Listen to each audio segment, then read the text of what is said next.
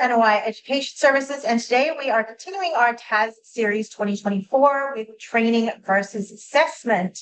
Now, this is something that has very much been on the cards. It's been within all of the audits that I've participated in with ASPA and TAP for the last 2 years, and they've been getting stronger and stronger about it every year in RTOs being able to articulate when they have structured training and when they have structured assessment.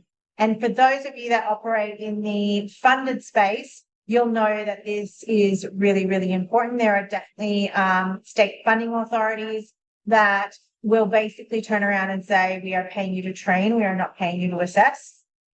Separate conversation, I'll leave that for another video.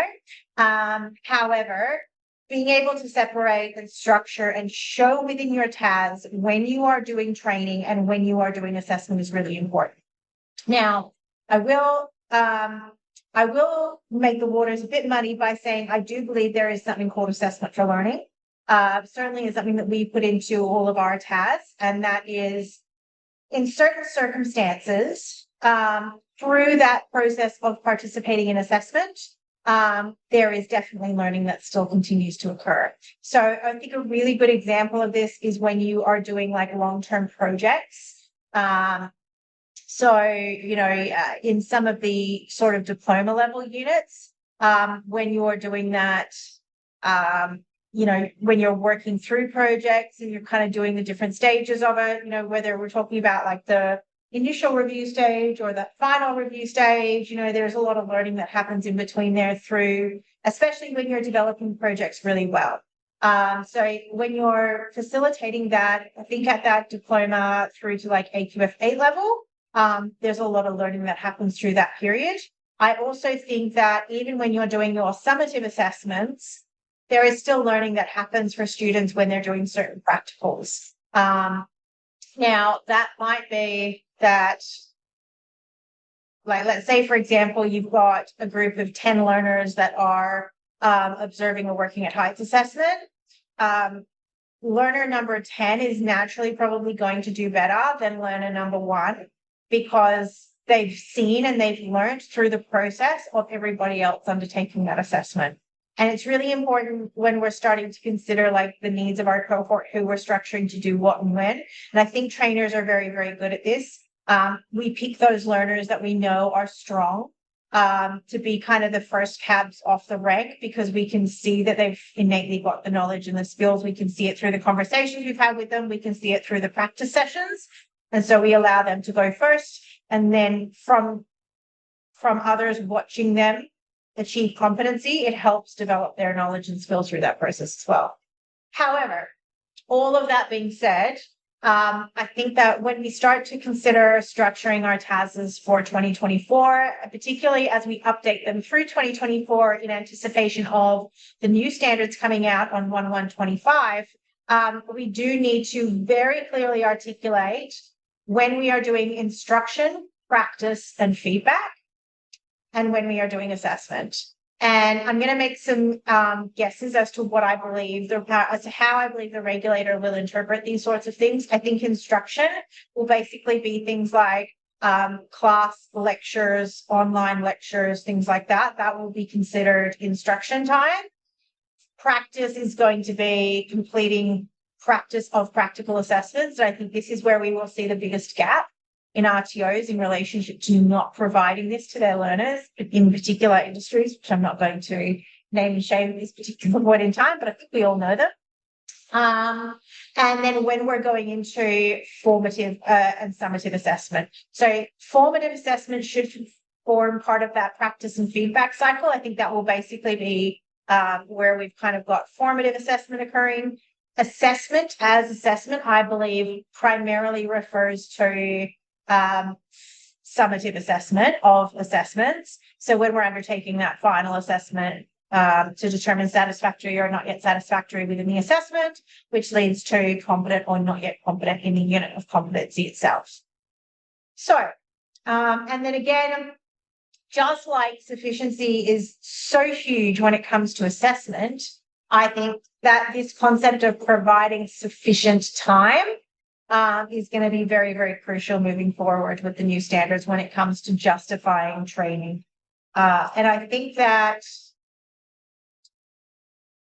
look, I think it's going to be a point of contention if I'm being completely honest, because I know that it's a point of contention when it comes to assessment. So I think it's going to be a point of contention when it comes to training, just as amount of training and volume of learning work. However, I think that everyone should actually be a lot happier with this definition, because volume of learning was just so, it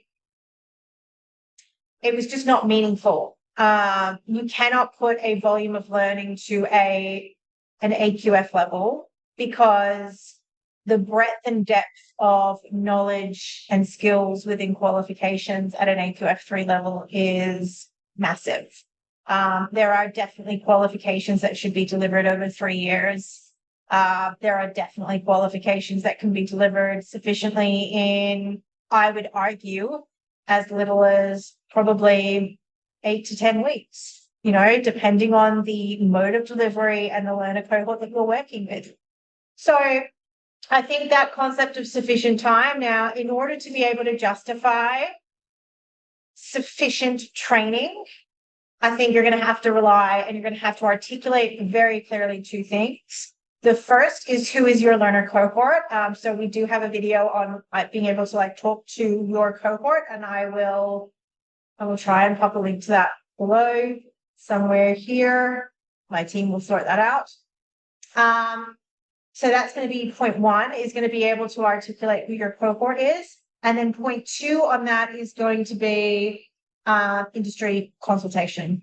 So I would be very, very strong. I would be documenting how you've determined that it is a sufficient amount of time.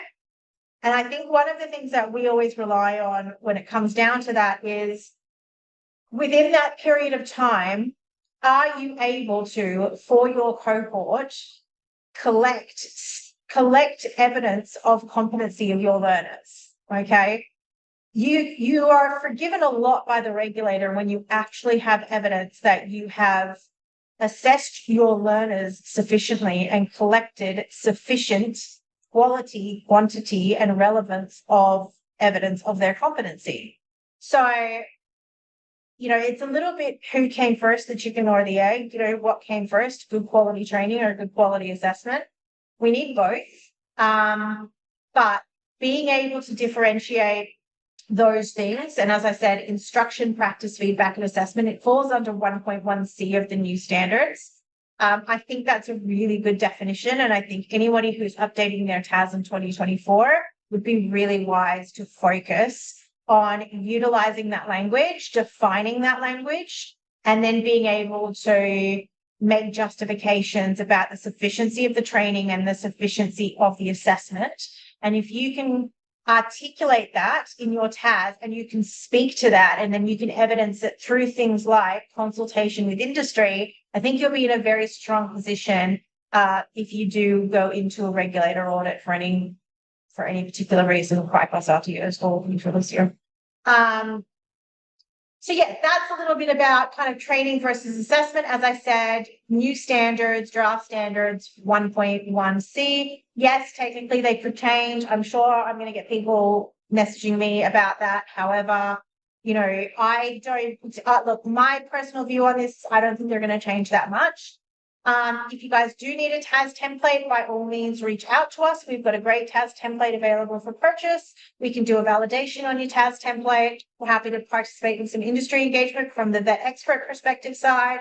Otherwise, we do have a fantastic set of policies and procedures that are coming out. And not only are we getting out policies and procedures as part of our set, but they also come with a full set of training materials aligning to the new 2025 standards as well. So if you guys are interested in that, reach out to myself or the lovely Laura at annawire.org, and we can give you a demonstration of that and make sure that we have them fully contextualized. We do contextualize them to CRIPOS, to domestic, and also to all of the funding models as you need and see fit. That's about it for me, guys. As always, like, subscribe. Feel free to disagree, but do so respectfully. Do subscribe to us, do share this with other providers. And if you are new and watching for the first time, or if you've watched a few times and you haven't hit that subscribe button, why, guys? Why? Hit the subscribe button now. Hope you guys enjoyed this. My name is Lauren Hollis for NOI Education Services.